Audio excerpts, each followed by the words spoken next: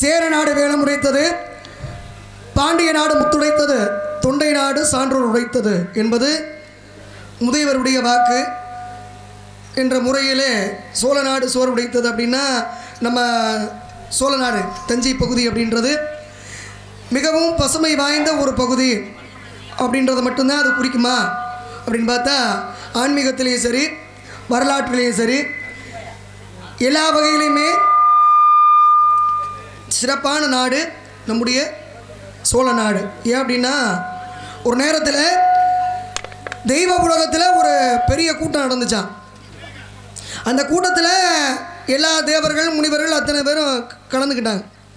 அப்போ அந்த தேவ உலகத்தினுடைய பசு காமதேனு என்ற பசு, அந்த பசு மட்டும் அந்த கூட்டத்துக்கு மிகவும் காலதாமதமாக வந்துச்சு. அப்போ நேரம் கழித்து வந்த காரணத்தினால கோபம் கொண்ட இந்திரன், நீ பூவுலகிலே சாதாரண ஒரு பசுவாக பிறந்து அள்ளல்படுவாய் அப்படின்னு சொல்லி சாபத்தை கொடுத்துட்டார்.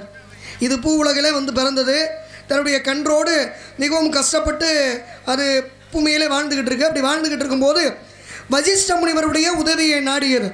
அப்போ வசிஷ்ட முனிவர் என்ன சொன்னாங்க, அம்மா காமதேனு, இந்த பூமியிலே வகுலாவனம் என்று சொல்லக்கூடிய ஒரு பகுதி உண்டு. வகுலாவனம்னா மகிழ மரங்கள் நிறைந்த காடு.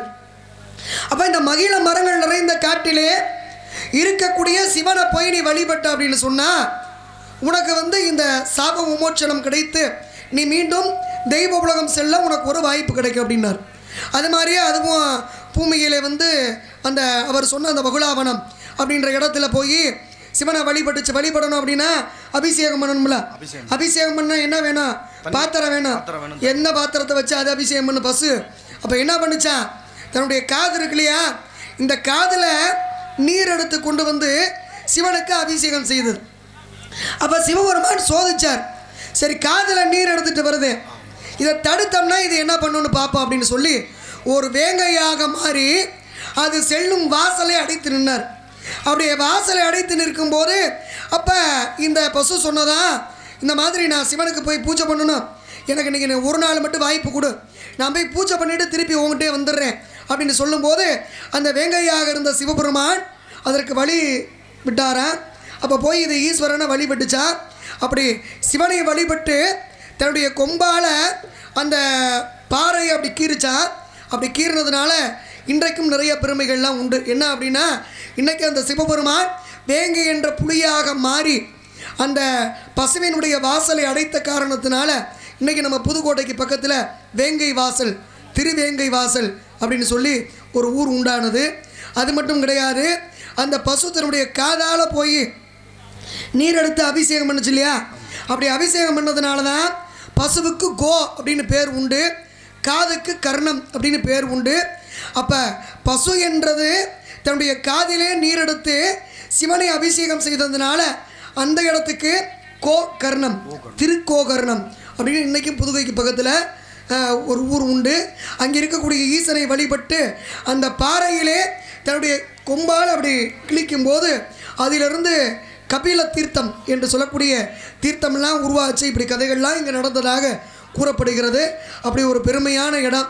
ஏன் அப்படின்னா, எந்த ஒரு விஷயத்தையும் எந்த ஒரு காரியத்தையும் தொடங்குறதுக்கு முன்னாடி விநாயகரை வணங்கிட்டா அந்த காரியத்தை தொடங்கும். இப்போ விநாயகரை சிலை வடிவத்தில் வணங்குறோம், சரி, சிலை வடிவத்தில்.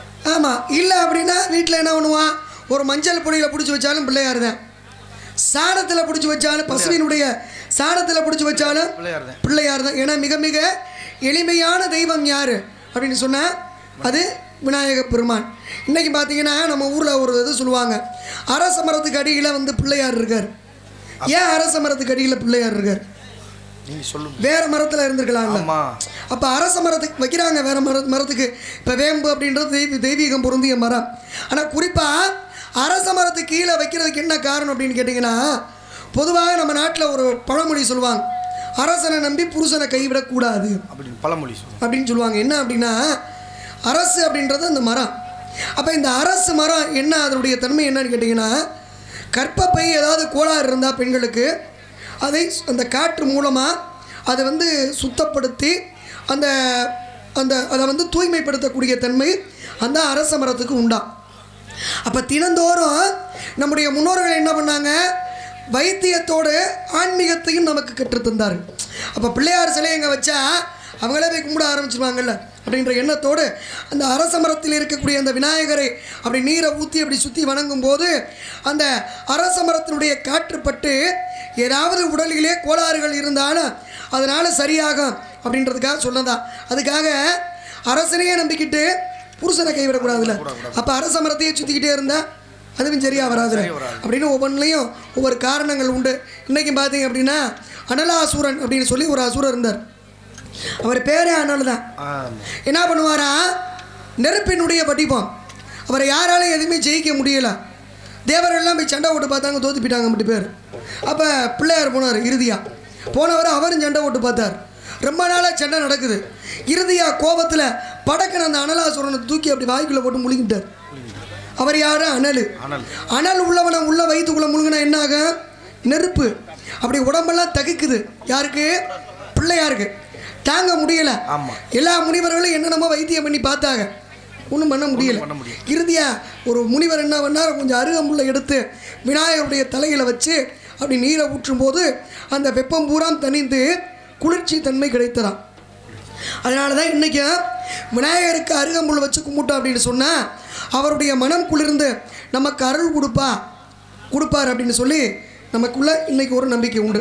அப்போ ஒவ்வொரு விஷயத்துக்கும் ஒவ்வொரு காரணம், அந்த காரணங்களை அடிப்படையாக வைத்து எல்லாமே நடந்துக்கிட்டு இருக்கு. இது ஒரு பகுதியில் இருந்தாலும் கற்பூர நாயகி கனகவள்ளி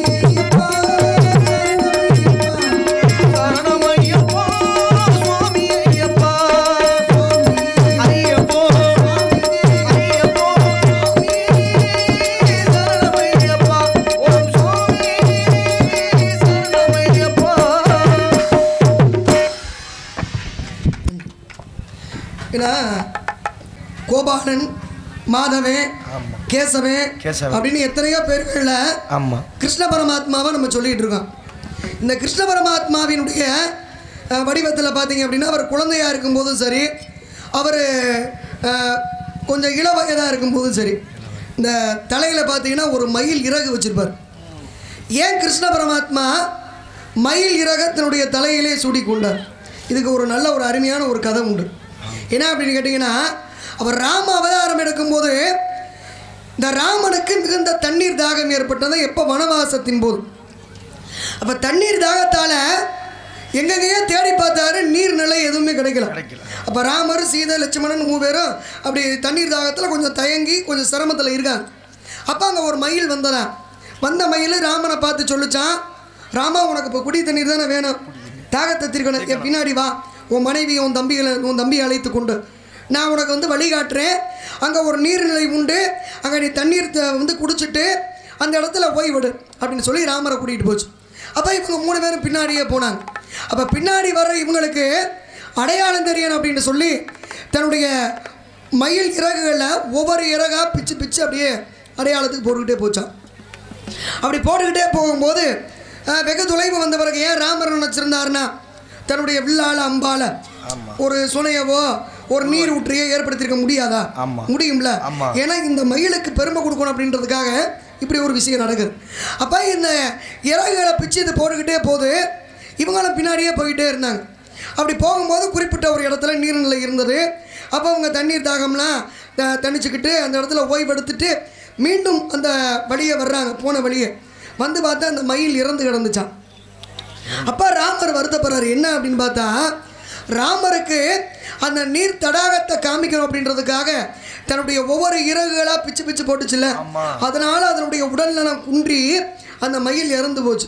அப்போ தான் ராமன் சொன்னாரா, இந்த பிறவியில் என்னுடைய தாகத்தை தீக்கிறதுக்காக உன்னுடைய இறகுகளை இழந்து எனக்காக நீ உன்னுடைய உயிரை கொடுத்துருக்க, அதனால் அடுத்த பிறவியிலே உன்னுடைய இறகை எடுத்து நான் எடுக்க போகிற அந்த அவதாரத்தில் என்னுடைய தலையிலே சூட்டிக்கொள்வேன் அப்படின்னு சொன்னதுனால தான் அதே ராமே கிருஷ்ணனாக அவதாரம் எடுக்கும்போது அந்த பிறவியில் கொடுத்த வாக்கின்படி அடுத்த பிறவியில் அந்த மயில் இறகை தூக்கி தலையில் வச்சுருக்காரு. அதனால தான் இன்னும் கிருஷ்ண பரமாத்மா மயில் இறகை தன்னுடைய தலையிலே சூடிக்கொண்டார். அப்போ நம்ம பார்க்கும்போது ஒரு விஷயத்தை ரொம்ப சுலபமாக இது சாதாரணமாக இருக்குமோ அப்படின்னு நம்ம நினைக்கிறோம். ஆனால் அதுக்கு ஒரு காரணம் உண்டு.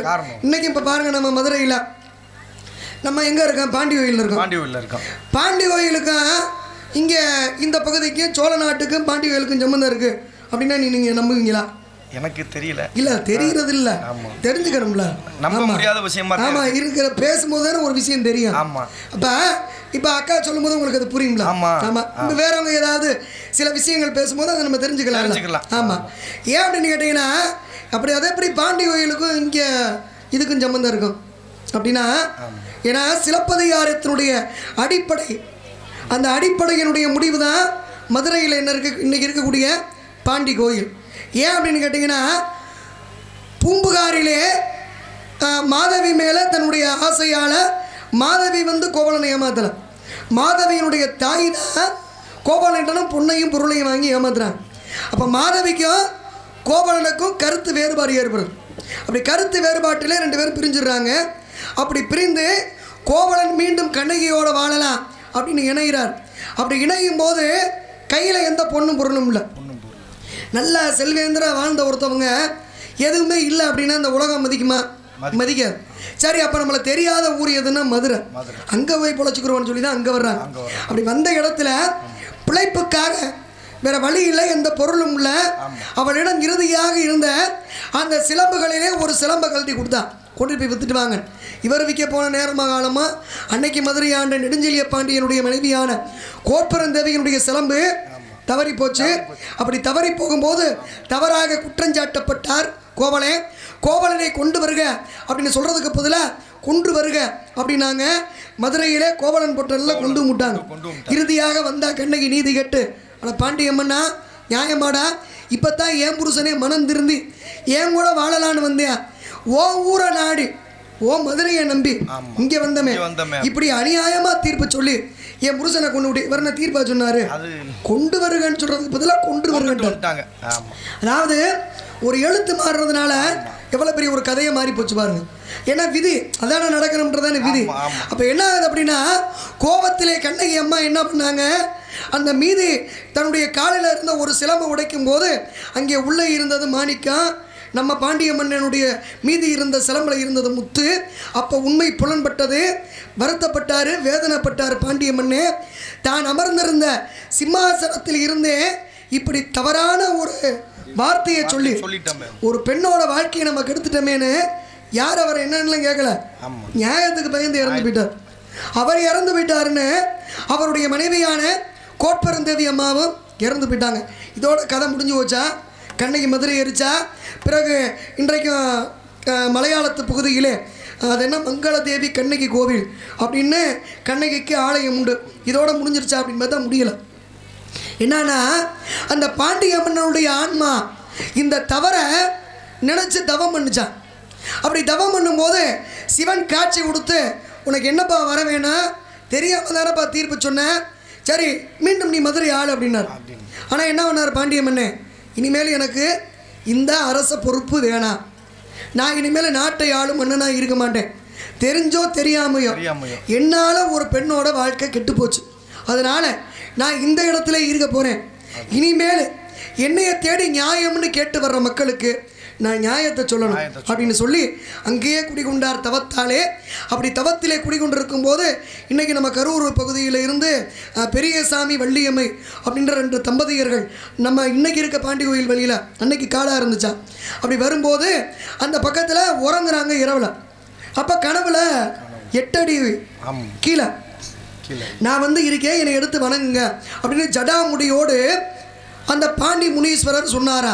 அப்படி பாண்டி முனீஸ்வரர் சொல்லும்போது அதை தோண்டி எடுத்து பார்க்கும்போது கிடைக்கப்பட்டது தான் இன்றைக்கி மதுரையில் இருக்கக்கூடிய பாண்டி முனீஸ்வரருடைய ஆலயம்.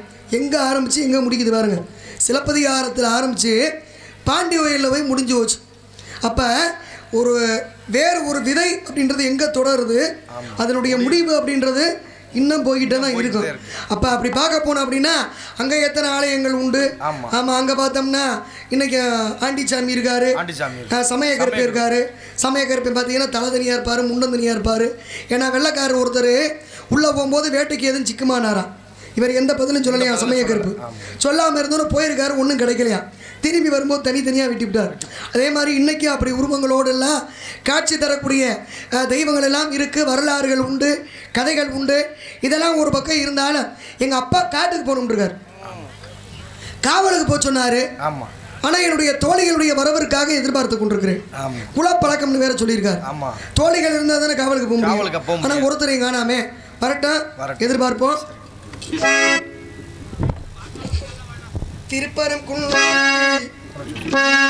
திருப்பரங்குன்றத்தில் நீ சிரித்தாய் முருகா,